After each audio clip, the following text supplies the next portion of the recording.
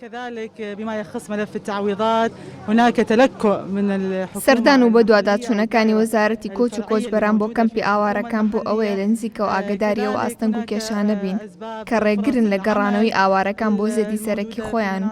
بۆ ئەمەش پێویستە حکوومەت لە نزیکەوە کار بۆ چارەسەرکردنی و ئاستەنگ و کێشانە بکات کە بوونەتە ڕێگر لە بەردەم گەڕانەوەی ئاوارەکان بۆ شوێنی ڕەسەنی خۆیان. بێگومان کێشەکان زۆرن، لەوانەش وەرگرتنی مۆڵەتی ئەمنی بۆ گەڕانەوەیان و هەروەها هۆکاری هۆزگەرایی و مەسەلەی قەرەبووکردنەوەی ئاوارەکانیش هۆکارێکی گرنگە کە تا ئێستا کاری بۆ نەکرا و هۆکارەکەشی کەم تەرخەمی فەرمانگە لاوەکیەکانی بەڕێوەبەرایەتی قەرەبووکردنەوەکانە. ئێمە تەئکید لەو دەکەینەوە بە گەڕانەوەی ئاوارەکان بۆ ناوچەکانی خۆیان و خزمەتگوزارە سەرەکیەکانی ژیانیان لە ئاستێکی باشتردا دەبێت و لە دۆخێکی ئارام و سەقامگیردا هەلی کاری زیاتریان بۆ دەڕەخسێت. والأهم أتصور برأيي أنه ملف التعويضات، وكان لدي